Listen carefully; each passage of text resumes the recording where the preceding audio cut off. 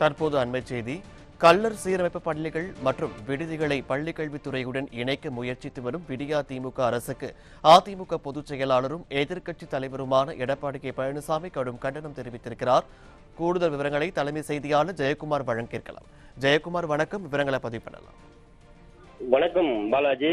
கள்ளர் சீரமைப்பு பள்ளிகள் மற்றும் விடுதிகளை பள்ளிக்கல்வித்துறையினுடைய இணைக்க முயற்சித்து வரக்கூடிய விடியா திமுக அரசிற்கு கண்டனம் தெரிவித்து அனைத்திந்திய அண்ணா திராவிட முன்னேற்ற கழகத்துடைய பொதுச் செயலாளரும் சட்டமன்ற எதிர்க்கட்சி தலைவரும் முன்னாள் முதலமைச்சருமான புரட்சித் தலைவர் எடப்பாடி கே பழனிசாமி அவர்கள் கண்டனம் தெரிவித்து அறிக்கை வெளியிட்டிருக்கிறார். அவர் வெளியிட்டிருக்கக்கூடிய அறிக்கையில், ஆங்கிலேயர் ஆட்சி காலத்தில் கொடூர கைரேகை சட்டம் நாடு முழுவதும் அமல்படுத்திய போது அதை எதிர்த்து தமிழ்நாட்டில் குறிப்பாக அப்போது ஒருங்கிணைந்த மதுரை மாவட்டத்தில் இருக்கக்கூடிய பிரமலை கள்ளர் சமுதாயத்தினர் மீது இந்த சட்டம் கொடூரமான முறையில் நடைமுறைப்படுத்தப்பட்டது என்று குறிப்பிட்டிருக்கிறார்.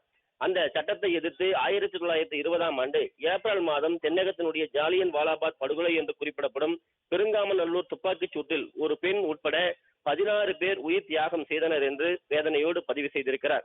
ஆங்கிலேயர் ஆட்சி காலத்தில் இதுபோன்ற கொடும் சட்டங்களால் ஒடுக்கப்பட்ட மிகவும் பிற்படுத்தப்பட்ட சீர் மரபினர் சமுதாய பிரமலை கள்ளர் சமுதாய மக்கள் கல்வி ஒன்றே தங்களது வருங்கால சந்ததியினுடைய வளர்ச்சி என்பதை உணர்ந்து அமைக்கப்பட்டவையே கள்ளர் சீரமைப்பு பள்ளிகள் மற்றும் விடுதிகள் என்று குறிப்பிட்டிருக்கிறார்.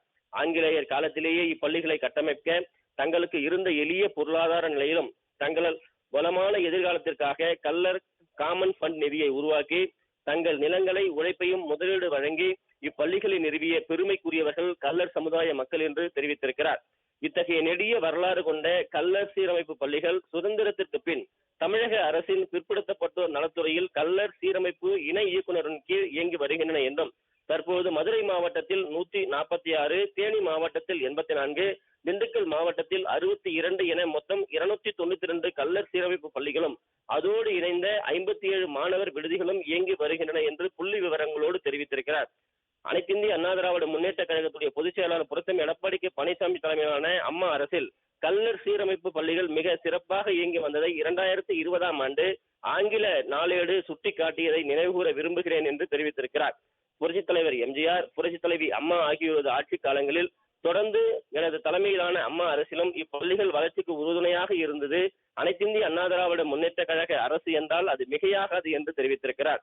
இந்த நிலையில் விடியா திமுக அரசு பொறுப்பேற்ற பின்னர் கள்ளர் மாணவர்களை விடுதியில் பராமரிக்க முடியவில்லை என்ற கண்துடைப்பு காரணத்தை கூறி 2022ஆம் ஆண்டு கள்ளர் மாணவர்கள் விடுதிகளையும் அதேபோல பள்ளிக்கல்வித்துறையுடன் இணைக்கக்கூடிய முயற்சி மேற்கொண்ட போது கள்ளர் சமுதாய மக்களுடைய கடும் எதிர்ப்புக்கு பிறகு இம்முயற்சி அரசினுடைய தொடர் பரிசீலனையில் இருப்பதாக தெரிய வருகிறது என்றும், விடியா திமுக அரசு கள்ளர் மாணவர் விடுதிகளை தொடர்ந்து கள்ளர் சீரமைப்பு பள்ளிகளையும் பள்ளிக்கல்வித்துறைக்கு மாற்றும் முயற்சிகளில் இறங்கியுள்ளது என்றும், அரசின் இந்த நடவடிக்கையினால் இதுவரை இந்த சமூக மக்களுக்கு கிடைத்து வந்த கல்வி கற்கக்கூடிய தளங்கள், வேலை வாய்ப்பு, நெடிய வரலாற்று அடையாளங்கள் அழிவதற்கான வாய்ப்புகள் போன்ற அடிப்படை உரிமைகள் பறிபோகும் என்பதால் கள்ளர் சமுதாய மக்களிடையே அரசின் இந்த நடவடிக்கைகள் பேர் அதிர்ச்சியையும் கடும் கோபத்தையும் ஏற்படுத்தியுள்ளது என்று குறிப்பிட்டிருக்கிறார்.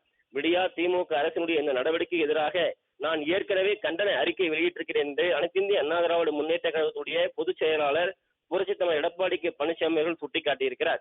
கள்ளர் சமுதாய மக்கள் ஒருமித்த குரலில் தங்களது பள்ளிகள் மற்றும் விடுதிகளில் பள்ளிக்கல்வித்துறைக்கு மாற்றும் முயற்சிகளை கைவிடக் கோரியும், தேவையான நிதி ஒதுக்கிடவும், காலி பணியிடங்களை உடனடியாக நிரப்புதல் உள்ளிட்ட கோரிக்கைகளை பலமுறை விடியா திமுக அரசினுடைய கவனத்திற்கு கொண்டு சென்று இன்று வரை எந்தவித நடவடிக்கை எடுக்கப்படவில்லை என்று சுட்டிக்காட்டியிருக்கிறார்.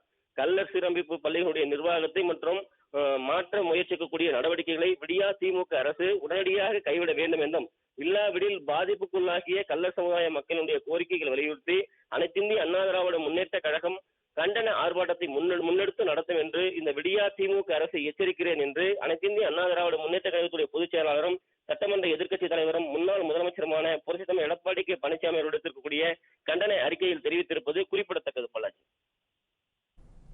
விவரங்களுக்கு நன்றி ஜெயக்குமார்.